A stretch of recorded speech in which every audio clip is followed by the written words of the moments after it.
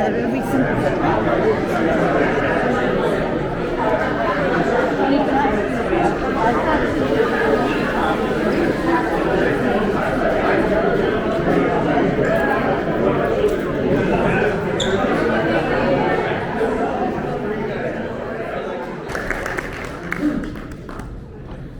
Thank you guys. Sometimes I don't need this because I'm kind of loud, but good to see everybody here. Wow, what a turnout with this. This is crazy. This is so nice to see too, because really, you know, we go through this every single year. We have a lot of new people coming here, and welcome to all the new people here who don't really know what we go through every year. You're in for an eye-opening experience, aren't you? But we're here to tell you kind of what to expect and to keep you safe and maybe keep that tension down a little bit. So once you go through some of this, you're going to be all right. You're going to know what to do, and we'll all be okay. So we're going to go over here. This is a little presentation that I came up with. It usually takes like an hour, so I'm going to compress it into 25 minutes here. But we'll go over some of the science behind what the hurricane forecasting, and I'll let you know what to expect this year for this year and why we kind of expect that. I'll keep the science and math a little bit low. We don't want to use our brains too much today, but we'll keep it low. But just to explain that, we're not just, the scientists aren't just throwing a dart at the board. These are reasons, these are things we look at, kind of indications happening in the atmosphere that we see, and that this is the reason why we're coming up with some of these forecasts. Some of the top scientists are. One of them just came out, Dr. Philip Klotzbach of Colorado State. That's the original one, the OG. He's been doing it forever and ever and ever. He took over for Dr. Bill Gray. He was his apprentice. Dr. Phil, really great guy too. I've met and talked with him several times, and he just updated his forecast. I'm pretty staying on par that it's going to be a really busy season, but I'm going to show you the why behind that too. So my name, James Wieland here. I've been here for a little while. Here's a little bit of history behind me. I graduated from Florida State University. Any Knowles out there? Go Knowles. Nothing, all Gators, aren't you? I run into that a lot, but yeah. I've been in the business 24 years. I started out in Clarksburg, West Virginia, was my first station. And when you're a TV meteorologist, you have to start in small little markets and kind of work your way up. But I grew up down here in South Florida, so my goal was to come back to South Florida. And my family's here, my mom, sister, brother, are all down here in South Florida, so it was great to get back here 15 years ago. I can't even believe that it's been 15 years since I started at WPTV, and really I started at part-time. My buddy called me and said, hey, I'm just a filling guy, but I'm leaving. You should call Steve Weigel and see if you need somebody. So I did, and you know, here we are 15 years later.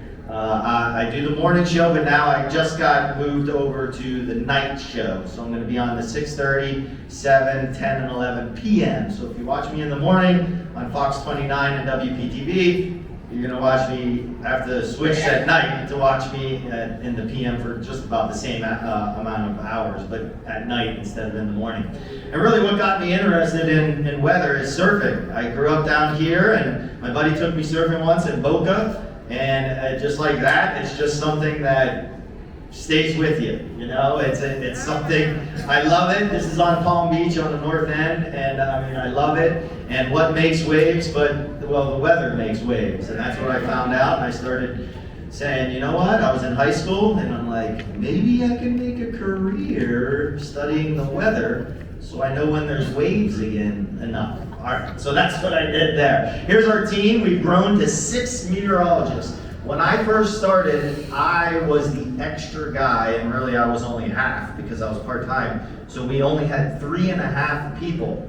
And now we have 6 people. It has grown tremendously here over the years because WPTV and WFLX knows the commitment we need to make to the people to really keep you guys safe out there. And we've always gotten the best equipment. We've been very fortunate with getting the best equipment out there, the very latest. And in fact, we're getting, in maybe a month or so, another piece of equipment that is really going to be a game changer for us because of the ease of use, but for you guys too. It's going to be the crawl system that you see, you know, above or below the screen when you get severe weather, and it's going to be more informative, it's going to be faster, it's going to be better looking, so everything there, they're really investing a lot into us, and they always have. So it's great to have a company like Scripps that really wants to put their money where their mouth is and invest in that. So it's great. So hurricane season, of course, we're already in it. It's July. It runs through November, through all of November, and of course, this is just the climatological. This isn't like you turn a switch on June 1st and you turn it off on November. We've had storms in every single month form. So this is just when most of them form. And June and July are pretty much slow months. We've had a few already, I know, but they haven't really been a whole lot. Now remember last year. Last year, 21 named storms. You could say busy, but was it? Maybe. For some, because 7 hurricanes, if you compare it to the year before, that's half of the hurricanes of the year before that we had last year. Unfortunately, we had 8 storms make landfall, not hurricanes, but named storms make landfall in the U.S. So that's what kind of makes it busy. Remember all the years, I mean, I think we went 10, 11 or so years with no landfalls in Florida at all, and now we're kind of racking it up again. 7 of those storms, though, only lasted 2 days or less. So that's why I say busy in names, yes, but it only lasted, some of them, probably weren't even found back in the day, in the 60s or 70s. All right, so this year, what are we talking about? Now, Colorado State, like I said, leading forecaster for this, and NOAA's kind of the same. They forecast the same, but they just came up with a new update, and it's on par with their old one. It's 20 named storms, 10 of those hurricanes, and 5 of them major hurricanes. Last year we didn't have any major hurricanes. So 5 major hurricanes, and the average is 4. So you can see that's above average for any year. Our averages did go up to 14 named storms, 7 and 3, but this will be an above average season. They noted too that they anticipate above average probability for major hurricanes making landfall along the continental U.S. and the Caribbean. So that kind of is a little eye-opener that you're like, what? That means we need to pay attention to this and be prepared. Now, the reasons behind this here, like I said, we always have reasons. I wish this thing was wireless. Well, there's just a little wire like this. I just feel like people can hear me better. Every time I turn my head and look at the screen, you can't hear. Nothing to suppress the activity. So that's check. One for a positive there of more activity. We have warmer than average waters. At the beginning of the season, it was in the subtropics, which is where we are. And then now it's even in the deep tropics, in the main development region. So warmer water is more fuel. It's kind of like pouring gas all everywhere, and you got a bunch of it. So that's the fuel that hurricanes use. And it's also, well, the Gulf of Mexico and near the Bahamas is crazy warm right now. So that's a lot of fuel there close to home. And also a very robust West African monsoon so far. That's where all the tropical waves come from. When we watch them come off Africa, sometimes there's some years where they're very anemic. There's only a few of them. It's not real active. This year, well, we already know because it started that it's pretty active. So there'll be a lot of waves coming off. Those are the little seeds that are planted when a hurricane forms there as they go across the Atlantic. So those are the things that we're looking at this year. Now there are things that we look at on a regular basis too, which I'll go over in a minute. First, these are the names here. Alex, Bonnie, Colin, we already got. So we check mark those off, and if we go through this entire list, because there's 21 names on it, well, we go to the spillover list. Now this supplemental list has changed. Now they decided that the Greek alphabet, since we used it for a couple of years, they're like, oof, that's not a good idea. With people alpha, gamma, beta, they don't know what's going on. So they decided to make a list. The World Meteorological Organization makes all of this, and they decide on how all of this goes. And they decided we're just going to make a supplemental list, and we'll crank through the supplemental list every single year. This does not change every year. The other list changes every year. There's 6 lists every 6 years. So this will not change. However, if one of these happen to be a particularly strong and destructive storm, it will get retired, just like the original list, and it will get replaced by another name. So that's how they're going to do that. And that's a change over the past couple of years.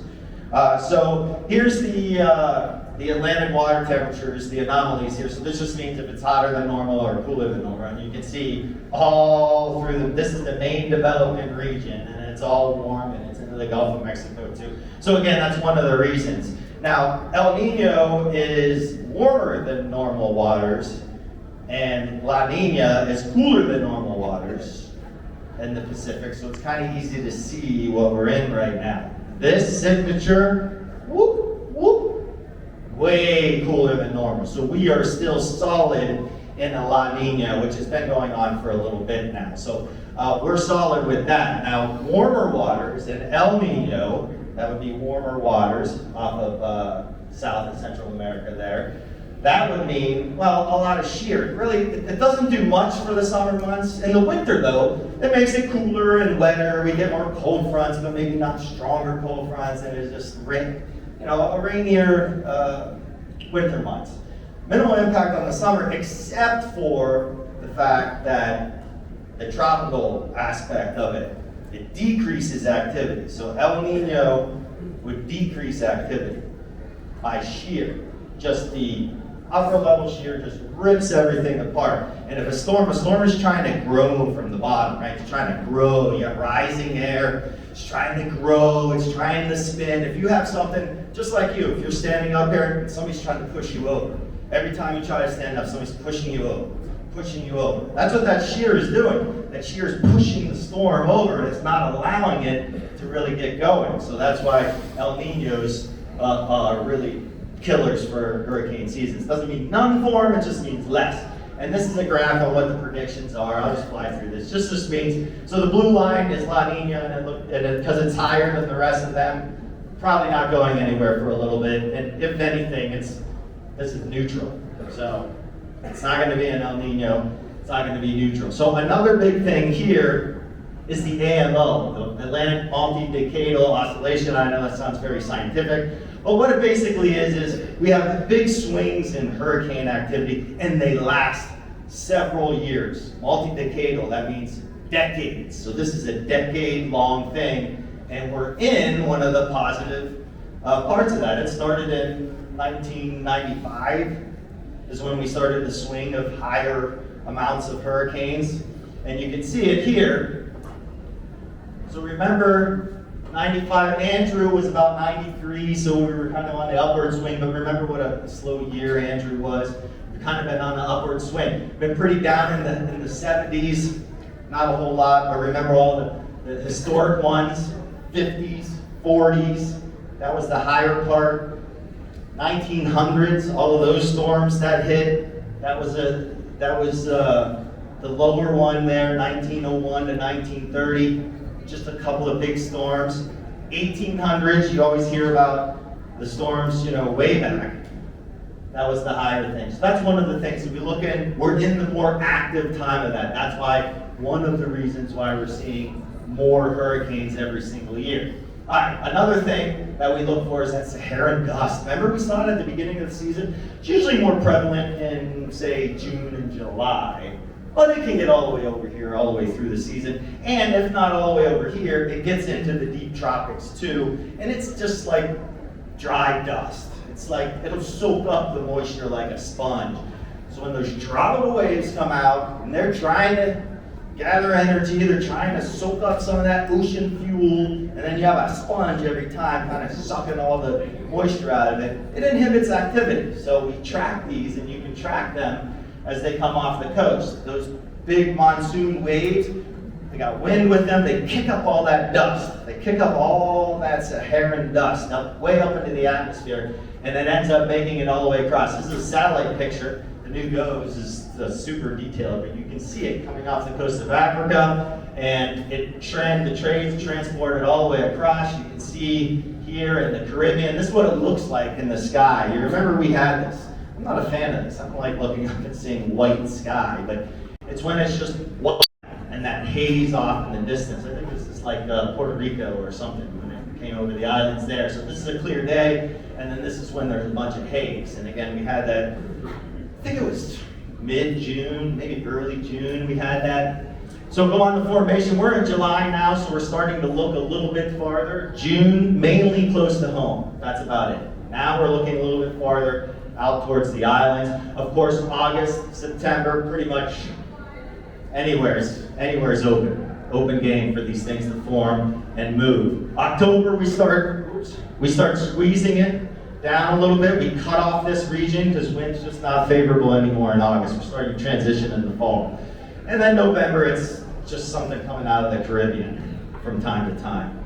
Our peak is September 10th. That's when the most activity historically has occurred, when there's the best chance to see a hurricane or a tropical storm out in the Atlantic. And we want to caution though, the Weather Service did a study on this and they said, well, yeah, but more than 60% of landfalling storms in South Florida occur after that September 10th peak. So just because we get to the peak doesn't mean you let your guard down. The hurricane steering currents here, where are they going? How does it work? Well, we have three different types here. We have a weak, a kind of a middle, and then a strong Bermuda high. A weak one, the storms are going to pretty much curve out to sea well before they get to us. So when it's real weak, you always see them just going out into the Atlantic and staying out there. Now, when it's a little bit stronger, they get a little bit closer, they get steered towards the East Coast, and it just kind of depends. It's like almost like ocean waves. Remember, the atmosphere is a fluid, so it's going to fluctuate. So that Bermuda high is going to fluctuate back and forth, and it's going to happen while the storm is out there. So that's why predicting it can be a little bit tricky too. And then of course, if it's super strong, that's when everything goes into the Caribbean and into the Gulf of Mexico. Because that thing, think of this as like a mountain, right? And the hurricane is like a bowling ball, and it's rolling down like a little gutter, and it can't go up over the mountain, right? The bowling ball is just going, steering, just like it's following a river or a little trough. The Saffir-Simpson scale, everybody kind of knows this, category 1, 2, but keep in mind, like, I know, especially if people have been here a while, you're like, oh, category 1, we don't have to do anything. But, I mean, 75 mile per hour winds is a lot, you know? Like, that can cause some damage. Category 1 will produce some power outages, it'll, you know, knock around stuff. If you don't take in your stuff outside, it's going to get blown all around. So a category 2, up to 110 miles per hour, I mean, if you're in the eye wall, I mean, that's some serious damage too. And then of course a 3 and a 4 and a 5, which we don't want to ever have, but we were super close, weren't we, Dorian? Oh my goodness, that was crazy. That, when we were at the station, that thing, the models had that thing coming right into like Palm Beach County and the Treasure Coast. I mean, just directly into us again, and that was a monster.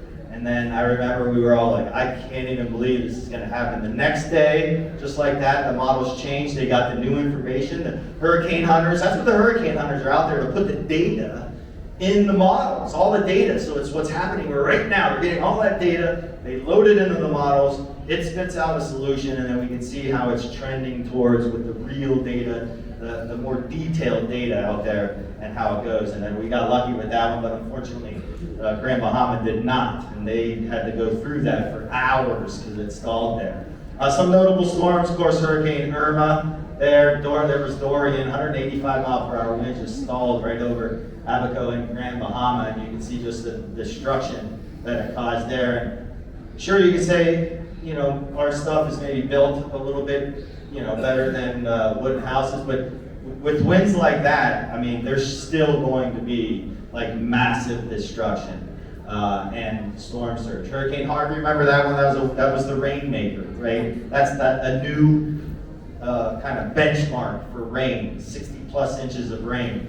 And that, of course, flooded all of northeastern Texas. Andrew, right? This was our benchmark before we had Francis and Gene, everything on the Treasure Coast, and everything started ramping up.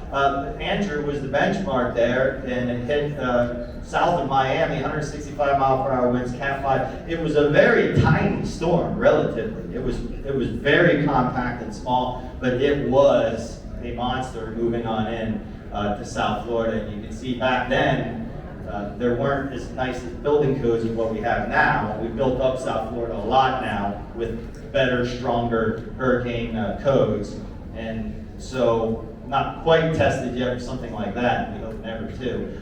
Labor Day storm, 1935. That was a huge one there. It knocked the train off, and then this one too was kind of the benchmark before, like Andrew, Camille, that wiped out that apartment building in Pass Christian. And I think only a couple of people survived there that were having a hurricane party or something like that. It just shows the destruction, especially along the Gulf Coast, when it comes to storm surge. For us here, see, we're lucky.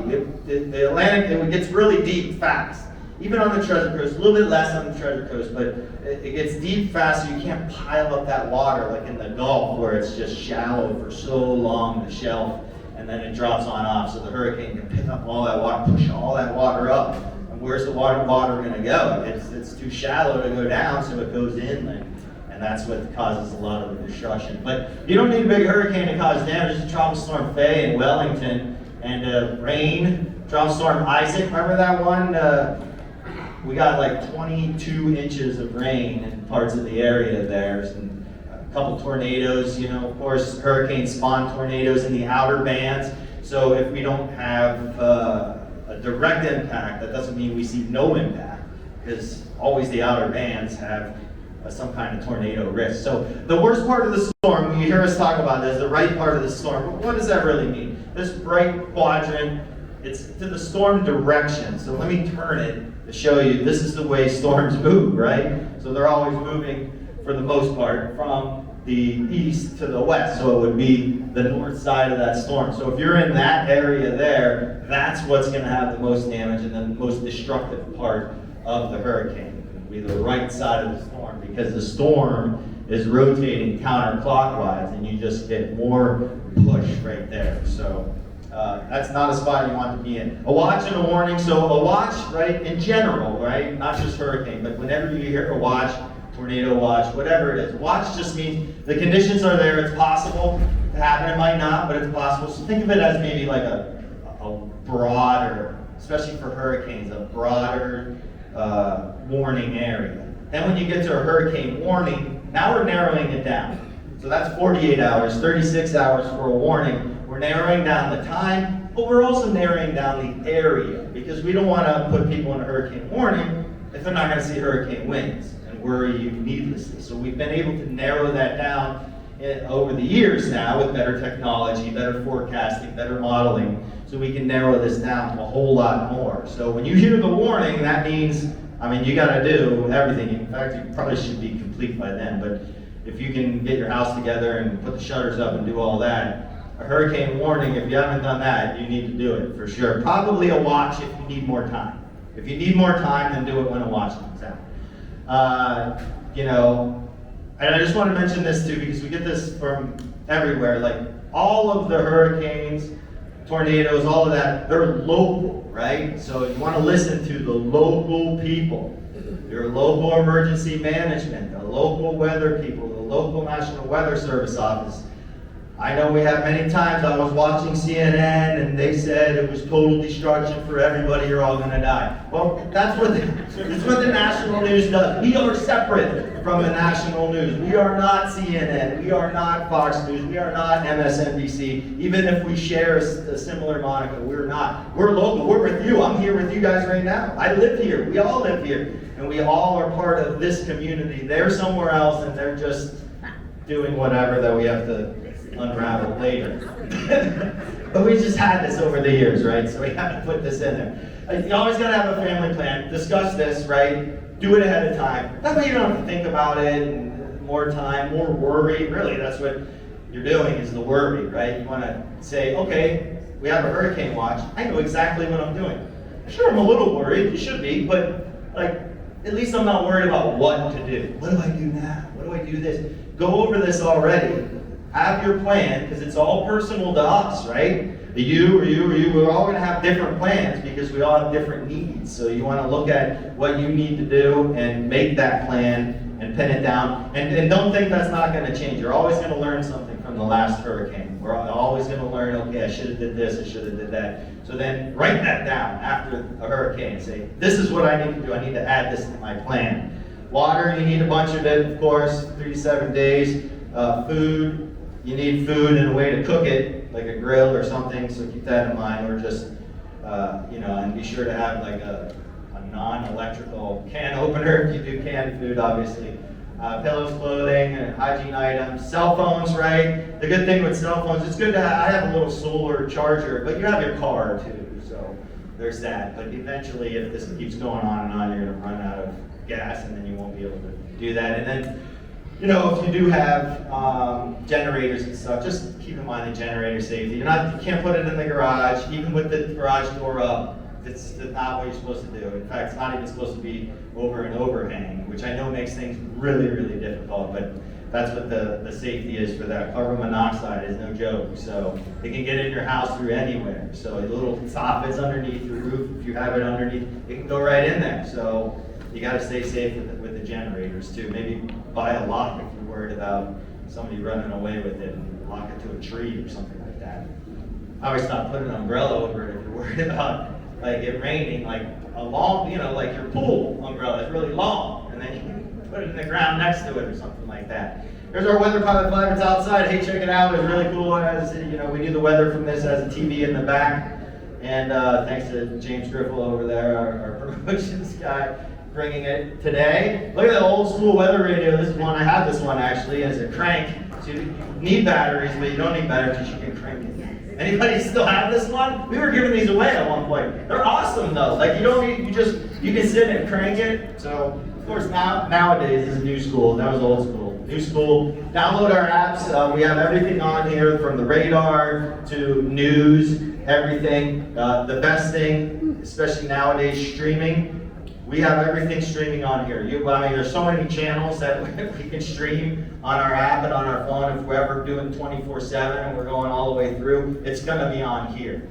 We're gonna stream it all the time, and we stream the local news all the time anyways. So this is a really nice resource just to have it. Get on there. If you don't like all the pop-ups coming in, you can shut those off, but as long as you have this on here for you to say, hey, I wanna watch what they're doing right now, and you can go through and watch it. So there you go. Thank you guys very much. Appreciate it. I know some little yeah, it's raffle time. All right, let me go over here. It's probably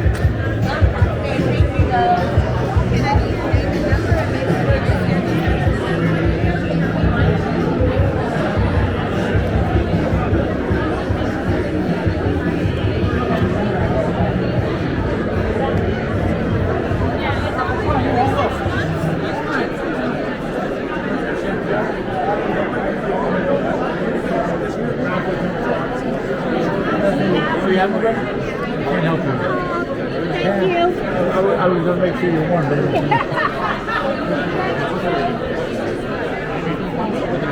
that's the key system. Yeah, that's the wheeler system right here. That's the one I got. This is our new lock. Now you can make it go.